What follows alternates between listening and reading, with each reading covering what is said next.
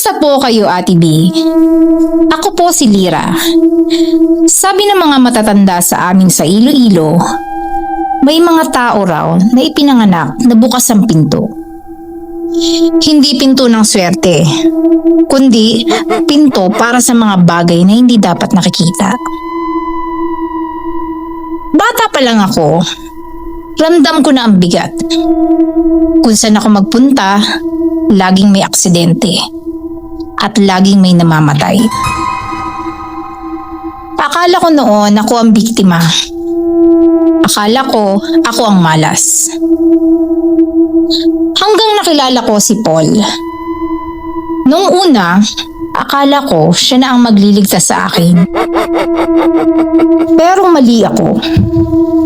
Si Paul ang tipo ng tao na pakiramdam niya siya ang pinakamagaling. At ang paborito niyang topic ay ang pagiging malas ko. Lagi niyang sinasabi na wag daw akong tatabi sa kanya. Baka pati karir niya ay madamay sa sumpa ko. Biro niya. Sasabihin niya ito habang tumatawa sa harap ng mga kaibigan niya. At may sinabi pa siyang ikinasama ng loob ko. Probinsyana daw kasi ako at masyadong maraming pamahiin. Ang totoo daw, tanga lang talaga ako kaya minamalas. Gabi-gabi niyang kinukutya ang pagkatao ko. Tinatawanan niya ang mga kwento ko tungkol sa mga aninong nakikita ko sa gilid ng mga mata ko. Isang gabi, uminom ng uminom si Paul. Hindi na siya tumigil sa panlalait sa akin. Sabi niya sa akin, simula daw nang dumating ako sa buhay niya, ay nagkanda malas-malas na siya. At pinagsisisihan niya raw yun ngayon. Sobrang sakit po, pero hindi ako umiyak. Tumitig lang ako sa kanya. At doon ko napansin ang mga aninong dati ay nakadikit sa balikat ko. Dahan-dahang gumapang papunta sa kanya. Para itong itim na usok na pumasok sa tenga at ilong ni Paul habang tumatawa siya. Bigla siyang nabulunan, namutla, at sa unang pagkakataon, nakita ko sa mga mata niya ang takot na nararamdaman ko gabi-gabi. Hindi na nakapagsalita si Paul. Bawat buka ng bibig niya, imbis na boses, tunog ng basag na bubog ang lumalabas. Nagsimula siyang makakita ng mga bagay na ako lang ang nakakakita dati. Sinubukan niyang humingi ng tawad pero tuwing lalapit siya sa akin, lalong humihigpit ang kamalasan sa kanya. Nakita ko siyang nagsusuka ng itim na buhok. Ang mga kuko niya ay dahan-dahang nagtatanggalan na parang mga tuyong dahon. Pero ang pinaka nakakatakot, habang unti-unti siyang nauubos, ako, unti-unting gumagaan. Ang malas ko ay hindi pala sumpa sa akin, kundi pagkain na kailangang humanap ng bagong katawan. Akala niyo ba namatay si Paul? Hindi po siya namatay, Ate B. Iniwan ko siya sa kwartong yun. Nakalugmok at hindi makahiga sa bigat ng aninong dati ay pasan ko. Pero hindi siya pinatay ng malas. Dahil ang malas, hindi pumapatay ng mabilis. Ginagawa ka lang nitong bahay.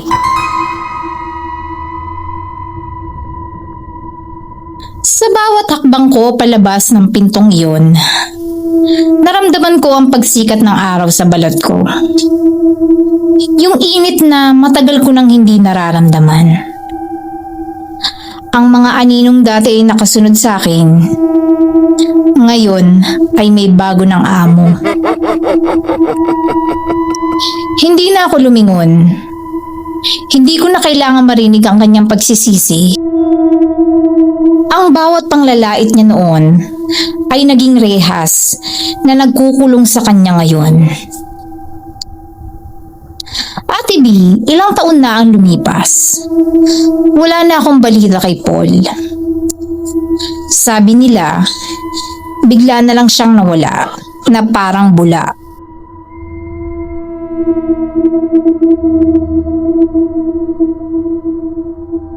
Ako, nandito na ako sa Iloilo. Malayo sa ingay, malayo sa panlalait. Ang dating pinto na sinasabi nilang bukas para sa malas ay sarado na. Ngayon, ang tanging pumapasok ay ang swerte ng isang payapang buhay. Minsan, naiisip ko, Ate B, kung nasa na kaya siya ngayon. Pero agad ko ring iiling ang ulo ko. Hindi ko na kailangan pang malaman. Dahil ang pinakamatamis na paghihiganti sa taong mga api sa'yo ay ang mamuhay ng masaya na parang hindi sila kailanman naging bahagi ng kwento mo.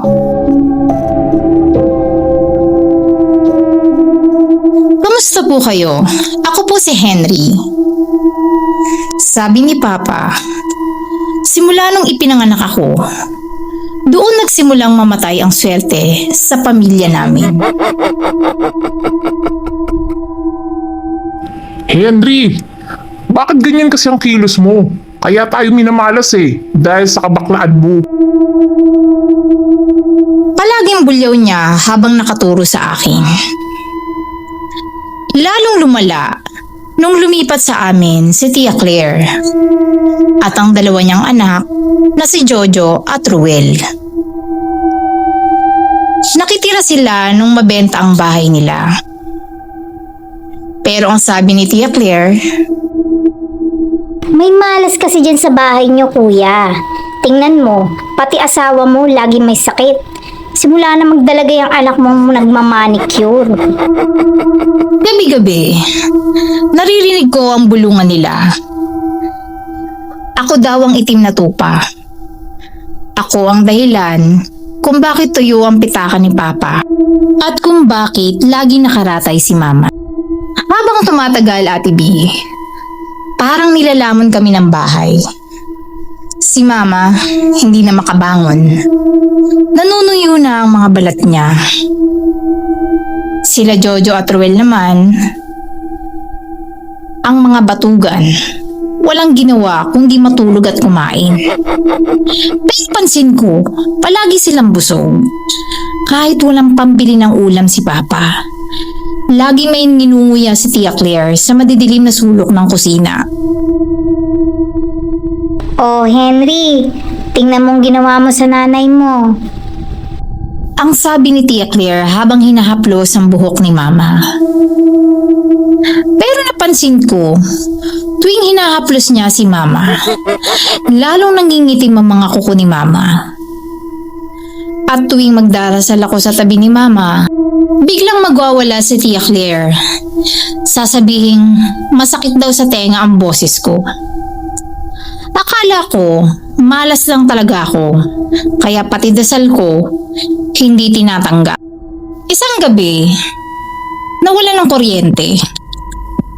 May nahulog akong barya sa ilalim ng papag ni Tia Claire. Pagdukot ko, hindi barya ang nahawakan ko, kundi isang bungkos ng buhok na nakatali sa isang pirasong damit ni Mama. May mga karayom na nakatusok sa isang manika na gawa sa lumang retaso ng duster ni Mama. Doon ko nakita si Tia Claire sa dilim. Nakatalikod. Hindi siya natutulog. Nakaluhod siya sa harap ng dalawa niyang anak. Pero sila Jojo at Ruel, hindi sila tao. Ang mga balat nila ay parang bulok na karne na tinapalan lang ng mahahabang damit. Ang pagkain na laging kinakain ni Tia Claire, hindi yun ulam. Iyon ang sigla ni Mama na unti-unting hinahain ni Tia Claire sa mga anak niyang matagal na palang patay. Nung sumigaw ako, pumasok si Papa. Akala ko noon na ililigtas niya ako. Pero nung tinuro ko ang manika at ang itsura ni Tia Claire, tumawa lang si Papa. Isang tawang parang galing sa hukay. Doon ko naramdaman ang matinding galit.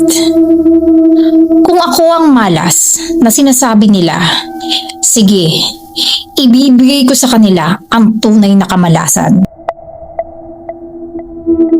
Henry, akala mo ba malas ka dahil sa pagkatao mo? Hindi. Ginawa kitang alay. Binenta ko ang swerte mo kay Claire, kapalit ng pangakong yaman. Pero hindi pala sapat ang swerte mo. Kailangan nila ng hininga ng nanay mo para mabuhay ang mga anak niya. Hinawakan ko ang manika ni Mama at ang bungkos ng buhok sa ilalim ng papag. Sa halip na matakot, tinitigan ko si Tia Claire sa mga mata niya. Ang matang puno ng itim ng mahika. Sabi niyo malas ako? Pwes, simula ngayong gabi, ang malas na ito ay hindi na sa akin. Sa inyo na. Sinunog ko ang manika gamit ang gaserang malapit sa akin.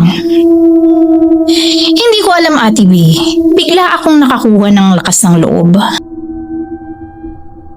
Nagliyab ang buong kwarto ni Tia Claire. Ang mga pinsang kong batugan na parang mga bangkay ay bigla na lang naging abo. Si Tia Claire, nakita ko siya unti-unting nangungulubot. Nawala na ang lahat ng ninakaw niyang ganda at sigla. At si Papa, sa sobrang takot, tumakbo siya palabas. Pero nadulas siya sa hagdan.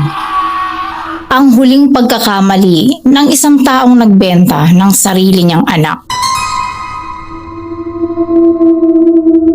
Nakaligtas kami ni Mama. Himala raw ang sabi ng mga doktor. Bigla siyang lumakas at nagising nung gabing matupok ang kwartong yun. Ang perang akala ni Papa ay yaman. Naging abo rin, pero hindi na namin kailangan yun. Ngayon, Ate B, wala na si Tia Claire at ang mga anak niya. Si Papa naman, ayun, naging paralisado at hindi na makapagsalita. Habang buhay na pagsisisi ang bitbit niya, habang pinagmamasdan kaming masaya ni Mama. Nandito kami ngayon sa isang maliit na bahay sa probinsya, malayo sa kanila. May magandang trabaho ako at puro swerte na ang dumarating. Ang malas na itinawag nila sa akin, yun pala ang apoy na tutunaw sa sumpa ng pamilya namin. Hindi na po ako nag-aayos ng buhok sa dilim. Nag-aayos na ako ng sarili ko sa ilalim ng sikat ng araw. Dahil ang pagiging totoo sa sarili, yun ang tunay na swerte na hinding-hindi nila mananakaw kailanman.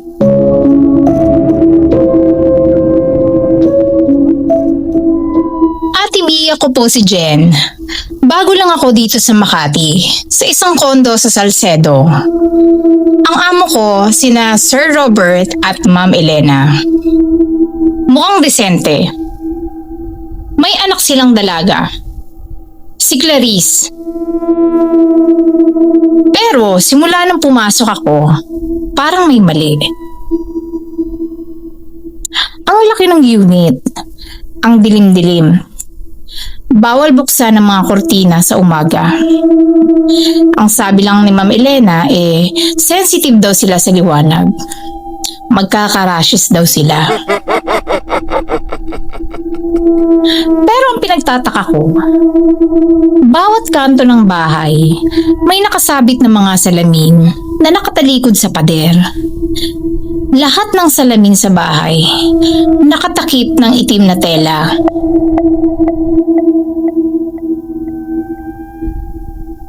Isang buwan pa lang po ako, pero parang tumanda ako ng 10 taon. Nanlalalim ang mga mata ko, laging masakit ng katawan, at pakiramdam ko ay laging may humihigop sa lakas ko. Samantalang sina Sir at Ma'am lalong bumabata ang itsura. Si Clarice naman na dati ay sakitin, bigla na lang naging napakaganda at puno ng sigla. Isang gabi, habang naglilinis ako sa ilalim ng sopa, may nahanap akong lumang picture. Picture iyon ng dati nilang kasambahay. Nanindig ang balahibo ko dahil kamukhang kamukha ko siya. At sa likod ng litrato, may nakasulat na petsa at ang salitang alay. Nung gabing yon, narinig ko ang bulungan sa kwarto ni Clarice. Sumilip ako sa butas ng pinto. Nakita ko ang mag-asawa, nakapaligid sa anak nila. Pero si Clarice, wala siyang anino. Sa gitna nila, may isang malaking salamin na wala ng takip. Nung tumingin si Clarice sa salamin, hindi mukha niya ang nakita ko, kundi ang mukha ko. Doon ko naintindihan, hindi lang ako ang kasambahay. Pinatira nila ako rito para unti-unting nakawin ang pagkatao ko at ilipat sa anak nila. Ang kamalasan ko ay gawa-gawa nila para hindi ako makalaban. Nahuli po nila ako, Ate B. Hinawakan ako ni Sir Robert sa braso. Ang lamig ng kamay niya, parang bangkay. Jen, pasalamat ka. Magiging bahagi ka na ng pamilya namin habang buhay. Ang sabi ni Sir habang itinutulak ako sa harap ng salamin. Pero may hindi sila alam. Bago ako lumuwas ng Makati, binigyan ako ng nanay ko ng isang anting-anting na gawa sa krus at asin. Nung itinulak nila ako sa harap ng salamin, hinugot ko ito at isinaksak sa mismong gitna ng salamin. Nag-crack ito ng malakas at nabali ang sumpa. Ang lahat ng ninakaw nilang lakas sa akin, bumalik sa akin sa isang iglap.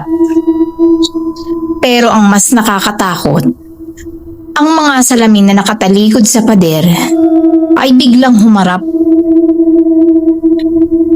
Nakita ng mga amo ko ang tunay nilang itsura. Mga nilalang na tuyot. Uod na lang ang natitira sa balat. Ang kondo na mukhang marangya, biglang naging parang abandonadong bodega na puno ng amag. Nakatakas po ako, Ate B. Hindi lang ako nakatakas. Dala ko rin ang bag na puno ng alahas ni Ma'am Elena na nahulog sa sahig habang nagkakagulo sila. Sabi ng mga pulis, wala silang nakitang tao sa unit na yun nung rumisponde sila. Mga kalansay lang daw na nakasuot ng mamahaling damit. Ngayon po ay nakauwi na ako sa amin. Ginamit ko ang nakuha ko para magpatayo ng sariling maliit na grocery. Wala na akong amo at lalong wala nang nakatagong salamin sa bahay ko. Ang akala nilang malas na kinuha nila, naging swerte ko sa huli.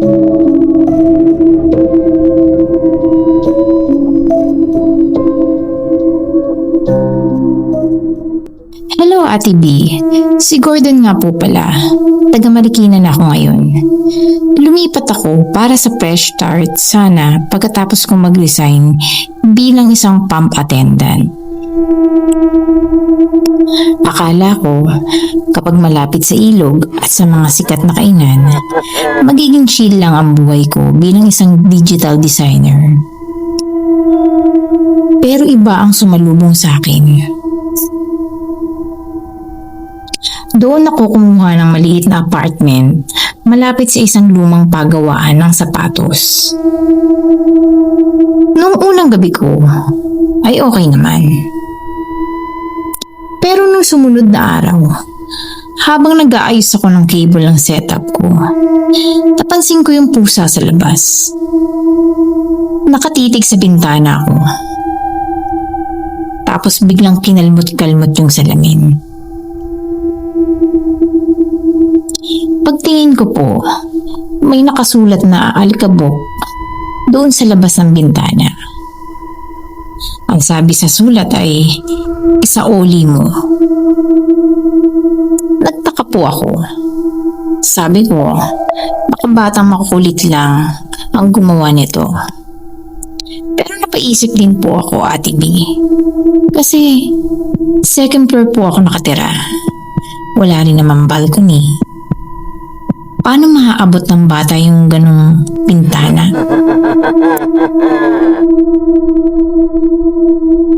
Ate B, simula po ng pangyayaring iyon, doon na po nag-start ang aking mga kamalasan.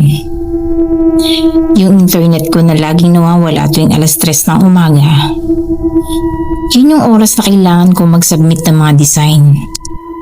Tapos yung mga software ko, nagka-crash.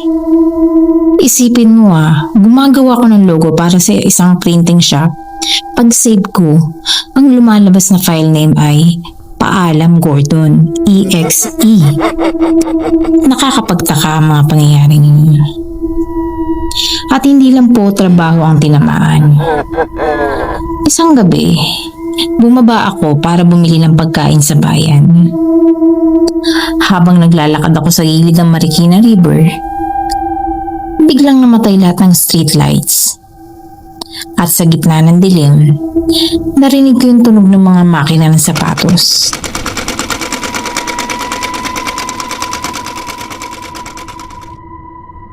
Pag-uwi ko po, nagulantang ako dahil basag ang lahat ng salamin sa apartment ko.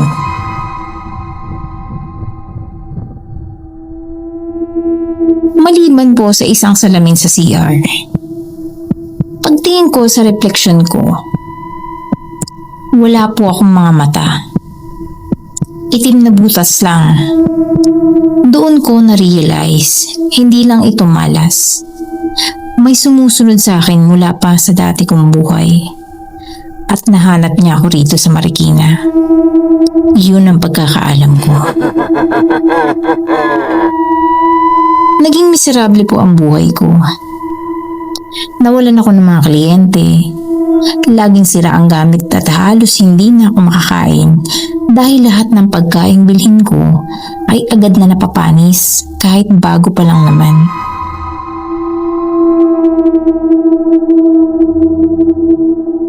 Sa gilid po ng mga mata ko, may nakikita akong isang matangkad na anino na laging nasa sulok. Isang gabi, hindi ko na po kinaya ang sobrang bigat. Sobrang bigat ng balikat ko. Yung para bang sa shutter na palabas. Parang may nakapatong. Nakupo lang po ako nun sa harap ng computer ko nang maramdaman ko yun. Bali, hindi ko pa po siya binubuksan so blanco pa ang screen.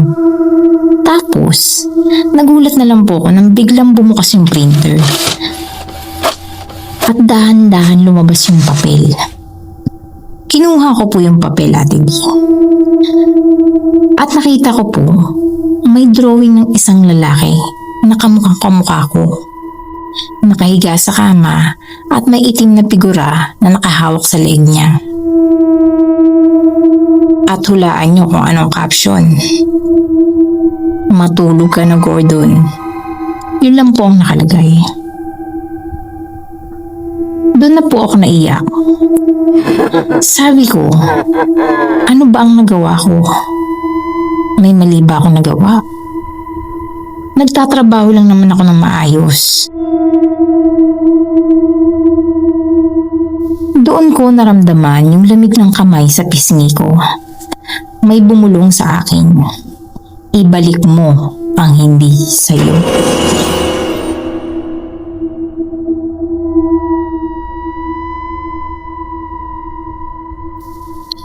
Doon ko po naalala, Ate B, nung huling araw ko bilang pump attendant. May napulot po kasi akong lumang pitaka sa basurahan ng station. Walang ID. Puro lumang barya lang at isang maliit na litrato ng isang pamilya. Itinago ko po iyon.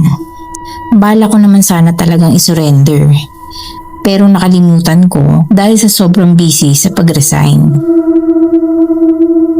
Kinuha ko yung pitaka sa ilalim ng gamit ko. Pagbukas ko, yung litrato, yung background ng pamilya, yung lumang factory ng sapatos dito sa Marikina. Doon ko naintindihan. Ang malas na ito, mensahe lang pala para ibalik ang alaala ng isang taong nakalimutan na. Kahit madaling araw noon ay pumunta ako sa lumang factory. Bitbit ko po yung pitaka. Nilapag ko lang po yun sa tapat ng gate at nag-alay ng konting dasal at humingi na rin ng tawad. Maniniwala po ba kayo? Pagkalapag ko ng pitaka, biglang umihip ng mahinang hangin. Pero hindi malamig. Magaan sa pakiramdam. Yung bigat sa balikat ko, bigla rin pong nawala. Parang may nag-alis ng malaking tinik sa lalamunan ko. Pag-uwi ko sa apartment, maayos na lahat. Yung mga basag na salamin, wala na. Yung computer ko, gumagana na ng mabilis. At ang pinakamilagro, pag-check ko ng email ko, may 3 bagong malalaking projects na naghihintay sa akin. Ngayon po ay mahimbing na akong nakakatulog. Wala nang bumubulong. At wala na rin po ako nakikita.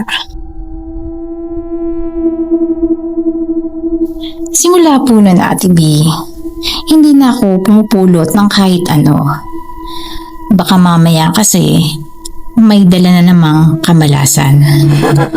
Yun lamang po, Ate B. Salamat po sa pagpili sa aking kwento.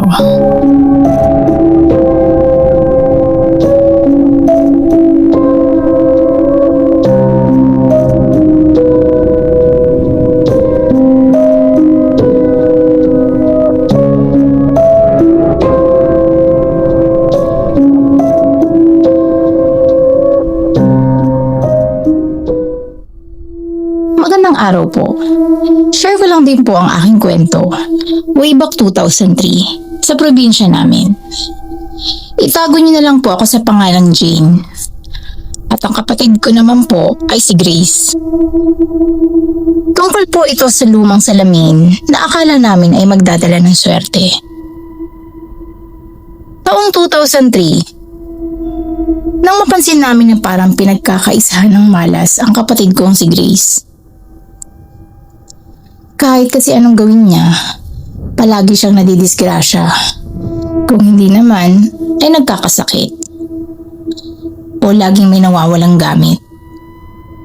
Minsan nga, kahit naglalakad lang sa patag na daan, bigla na lang itong natitisod.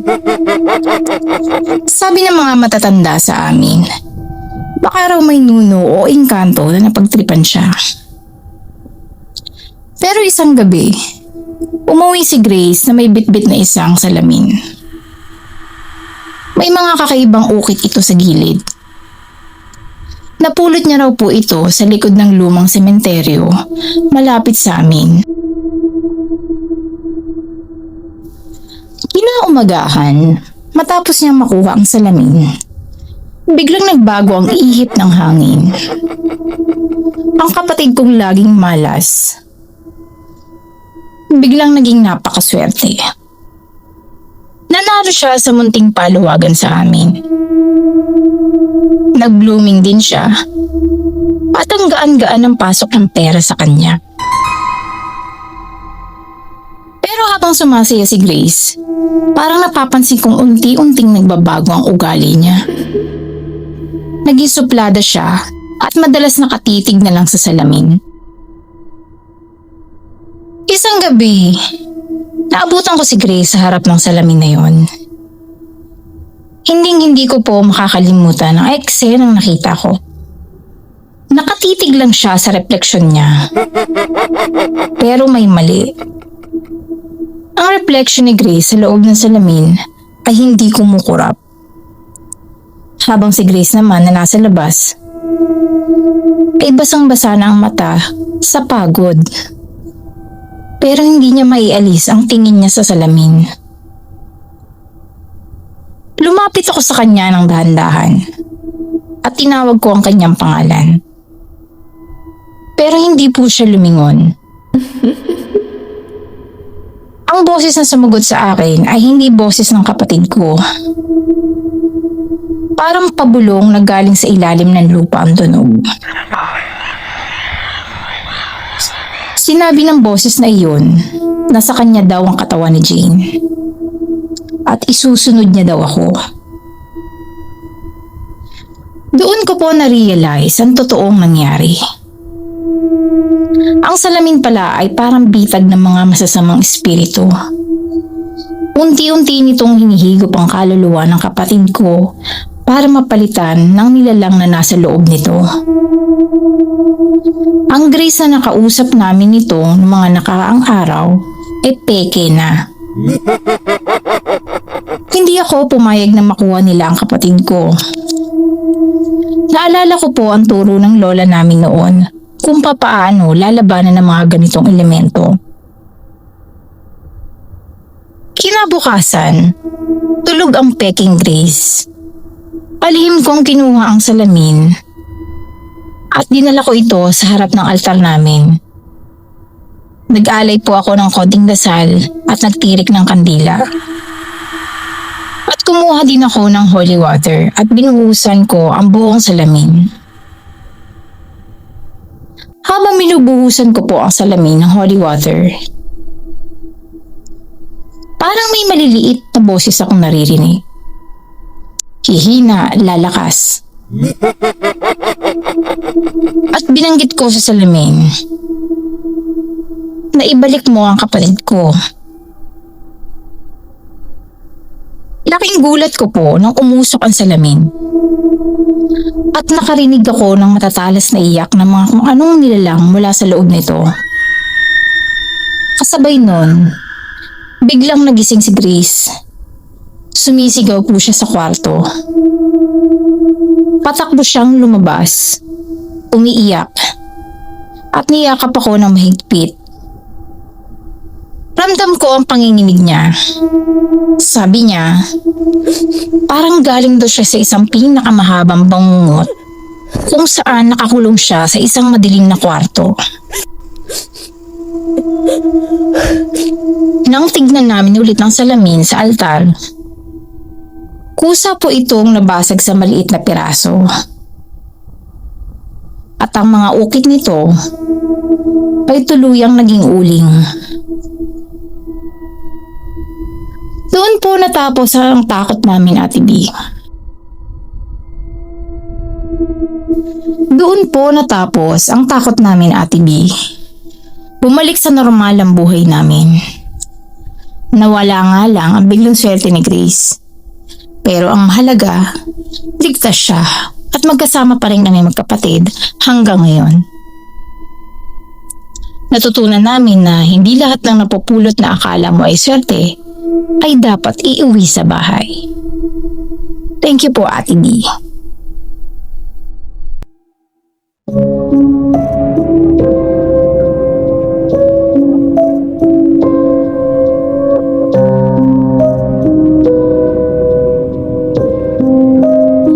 salamat po sa nagbahagi ng kanilang kwentong katatakutan.